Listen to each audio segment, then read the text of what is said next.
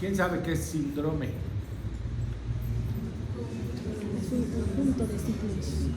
¿Ah? Es un conjunto de ciclos y síntomas. Correcto. Eso han aprendido en semiología. Sí. Un síndrome es un conjunto de síntomas y signos. Ciertos síntomas y signos conforman un síndrome. Entonces, ahora vamos a ver el síndrome compartimental.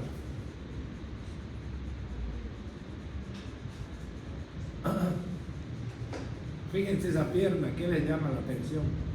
Lo edematizado que está y el color. Edematizado, color, Puede que esté con calor también. calor, muy bien, El rubor, rubor, perfecto. Y si comparan con la pierna contralateral, está pues terriblemente hinchada. ¿No? Fíjense que el hinchazón viene desde el muslo, toma toda la pantorrilla y comprende el pie también, porque se compara con el otro pie. Entonces, esa es la imagen que tienen que guardar en su cabeza para que cuando lo vean reconozcan. Eso es un síndrome compartimental.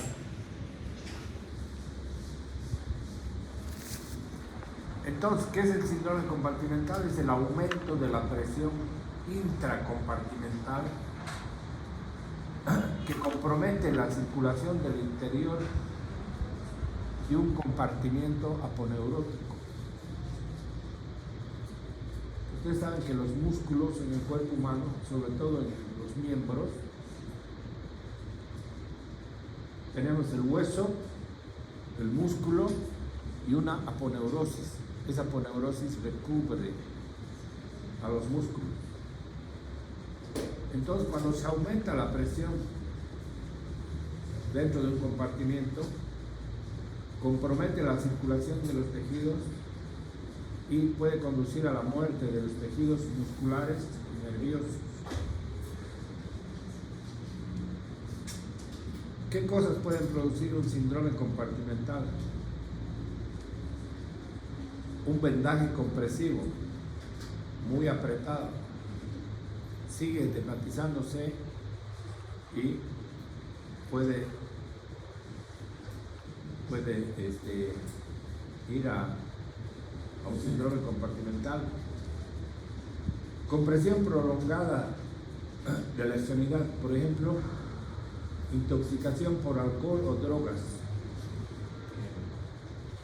Un borrachito que se duerme en mala posición puede comprimir sus extremidades, etc., y puede llegar a ser un síndrome compartimental. Por supuesto, las fracturas. Sabemos nosotros que hay una fractura y hay un sangrado. Si ese sangrado es muy profuso, se aumenta el contenido en el compartimiento, ¿no? La hemorragia, las quemaduras igual. Entonces, si aumenta el líquido dentro del compartimiento, hay un aumento de la permeabilidad capilar, lo cual produce edema. Y en el caso de la figura ahí del hombrecito ese que está en short, puede haber también síndromes compartimentales en la pierna por sobreesfuerzo físico. ¿Alguna vez se ha visto eso en los soldados? Que los exigen mucho y puede llegar a ser un síndrome compartimental por edema de la pierna. Este es un corte esquemático transversal de la pierna,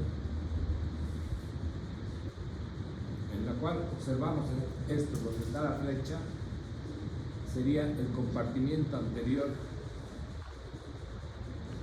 de la pierna con su contenido de músculos, vasos esto que rodea, fíjense la aponeurosis que rodea, eso forma un compartimiento, ¿no es cierto? Aquí tenemos la tibia, el peroné y los respectivos tabiques aponeuróticos que nos dividen en un compartimiento anterior de la pierna y un compartimiento posterior. Entonces, cuando por alguna de las causas que hemos indicado, causas externas o causas traumáticas, ocurre un sangrado aquí adentro, hay un aumento de líquido, un aumento de la perfusión tisular y se produce un edema, y un edema a presión, y entonces no tiene dónde ir, dónde hincharse más. ¿Por qué? Porque estos tabiques aponeuróticos me impiden. Si eso impide, porque son inextensibles, entonces no se distienden más, y acá aumenta pues mucho la presión, y eso es lo que se conoce como el síndrome compartimental. Lo mismo en el miembro superior. De hecho, es más común el síndrome compartimental en el miembro superior que en el inferior. Igual, un corte transversal,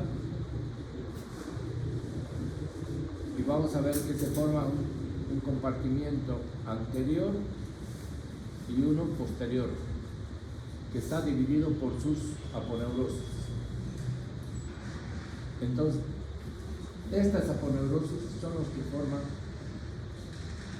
esos compartimientos que van a sufrir y van a formar el síndrome compartimental.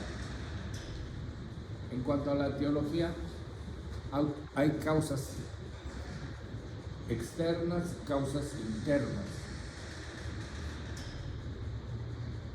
Dentro de la causa externa, los vendajes o yesos demasiado apretados que obstruyen la circulación y forman un círculo de edema. Y dentro de las causas internas tenemos los aplastamientos de las extremidades, lesiones musculares con fracturas graves que producen lesiones arteriales, y habíamos indicado también ejercicios violentos en la extremidad inferior, inyecciones intraarteriales y también hemorragias musculares en los hemofílicos. ¿Qué es la hemofilia?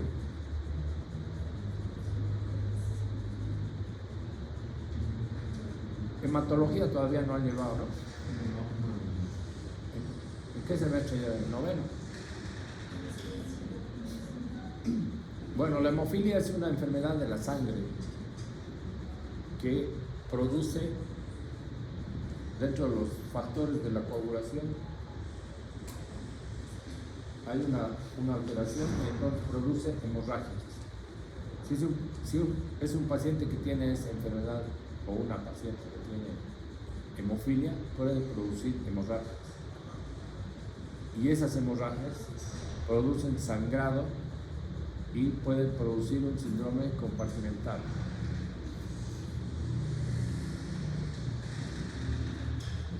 En cuanto a la fisiopatología, la causa inicial produce espasmo, oclusión arterial que provoca isquemia muscular y nerviosa. Los tejidos musculares y nerviosos son muy sensibles a la isquemia. Entonces, esta isquemia muscular produce liberación de histamina y hay aumento de la permeabilidad capilar, lo cual produce el edema intramuscular y por consiguiente la presión intracompartimental. Si el aumento de la presión en el compartimento se mantiene mucho tiempo, provoca lesiones irreversibles en el tejido muscular y nervioso con secuelas paralíticas y retracción fibrosa.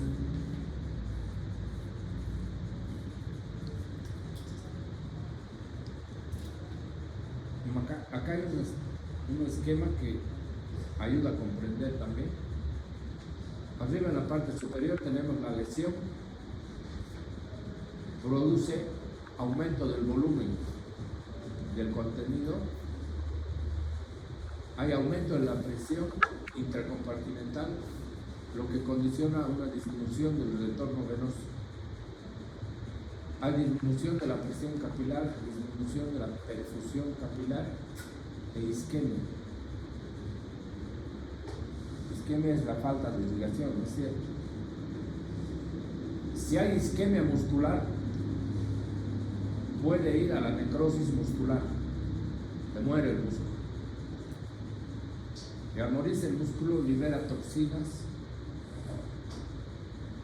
y puede hacer un fallo multiorgánico e incluso la muerte. Igual, esa necrosis muscular produce fibrosis. Y esa fibrosis del músculo puede incluso ir a una insuficiencia renal crónica. Si se fibrosa el músculo, se contrae, se endura y produce cambios de anestesia y parálisis.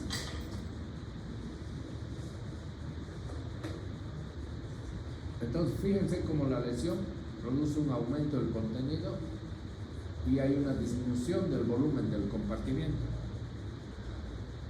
O sea, al aumentar el volumen se disminuye el espacio y eso afecta a la circulación de vasos y nervios.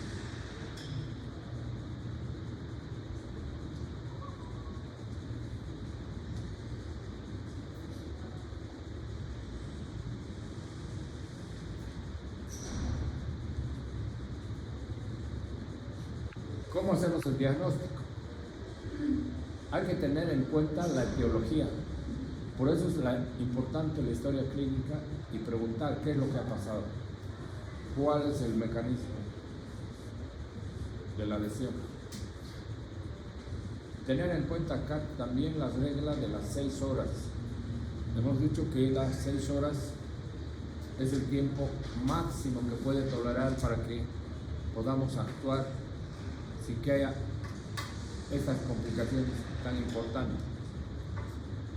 Es válido para la infección y para el tema de la irrigación. Vamos a ver que hay una tumefacción y una tensión palpable. ¿Se acuerdan de la primera foto del edema de la pierna? Bueno, hinchado, tumefacto. Lo palpas, está durísimo hinchado. Importante el dolor provocado por estiramiento pasivo muscular. Por ejemplo, si tenemos el trauma en el miembro superior, en el antebrazo, está todo dematizado, hinchado. Si nosotros hacemos un estiramiento pasivo muscular, quiere decir que hacemos una dorsiflexión o una flexión, al estirarse los músculos van a producir mucho dolor. Dolor provocado por estiramiento. Acá tener presente también los 4 signos de sospecha de isquemia inminente. Dolor, palidez de la extremidad, ausencia de pulso y parálisis. Son esas 4 situaciones que se instalan cuando hay este tipo de lesiones. Entonces, cuando nosotros vemos una extremidad con antecedente de trauma, gran edema a tensión, tenemos dolor, palidez, ausencia de pulso y parálisis, pues estamos casi seguros frente a un síndrome compartimental. Siguiendo con el diagnóstico, se puede hacer una medición de la presión intracompartimental con un catéter. Vamos a ver que la presión normal en un compartimiento va entre 0 y 8 milímetros de mercurio. Si esa presión aumenta o 30 o más, ya estamos ante un síndrome compartimental y habrá que tener como indicación formal una fasciotomía. ¿Qué es la fasciotomía?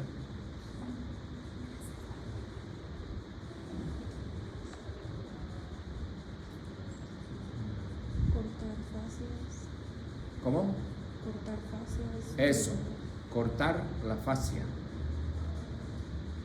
Fasciotomía. Tomía es cortar, abrir. Entonces, es indicación formal para la fasciotomía.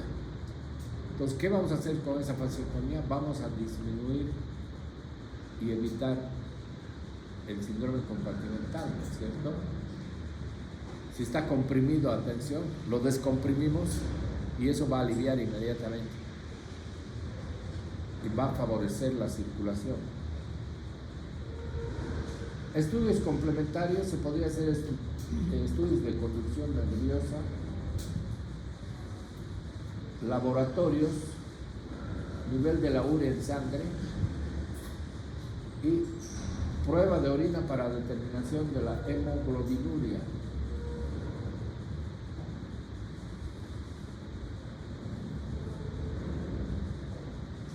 Pero fíjense que la clínica, lo que hemos hablado de la parte clínica, es lo más importante.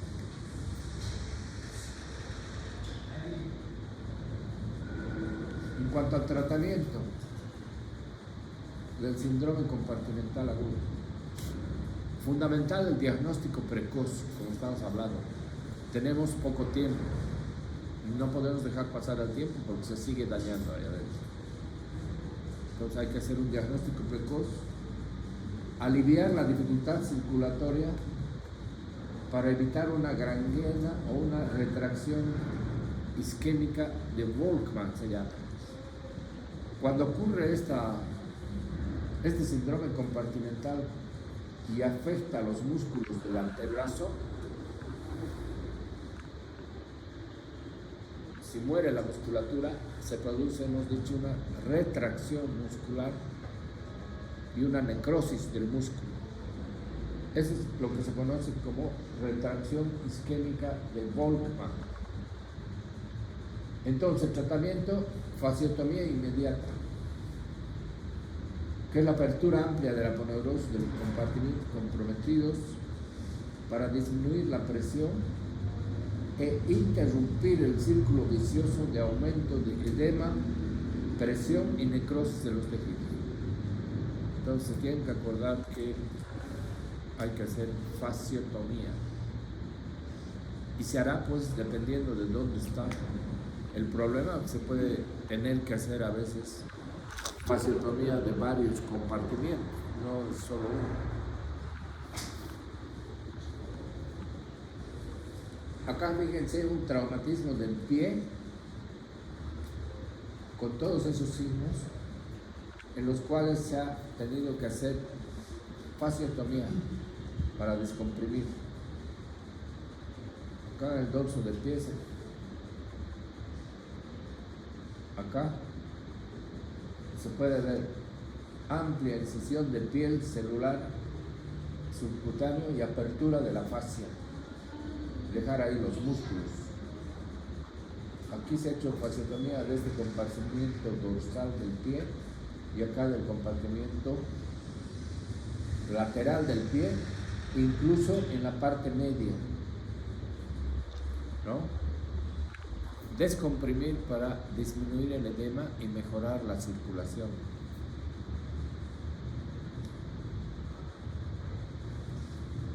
Acá cuando ocurre en la pierna, fíjense, una fasciotomía acá del compartimiento anterolateral de la pierna. Fasciotomía lateral. Y acá en la parte media. Entonces se descomprimen los compartimientos posteriores, superficiales y profundos. Esa es la fasciotomía. Acá tenemos una lesión grave de la rodilla, donde hay una luxación de la rodilla. Y acá también ruptura de ligamentos de la rodilla. Fíjense que la tibia se ha ido para atrás, porque esta tibia tiene que estar en línea aquí con el cóndilo del fémur, pero fíjense cómo se ha ido para atrás. Y se ha ido para atrás porque se han roto sus ligamentos cruzados. Se ha roto el ligamento cruzado anterior, posterior y el ligamento lateral externo. Entonces, imaginan el sangrado que se produce, el trauma, edema. Para que se haya dañado así los ligamentos, ha tenido que haber un gran traumatismo.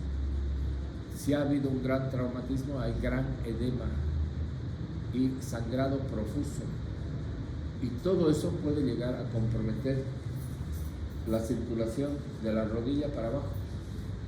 Y puede hacer tranquilamente un síndrome compartimental.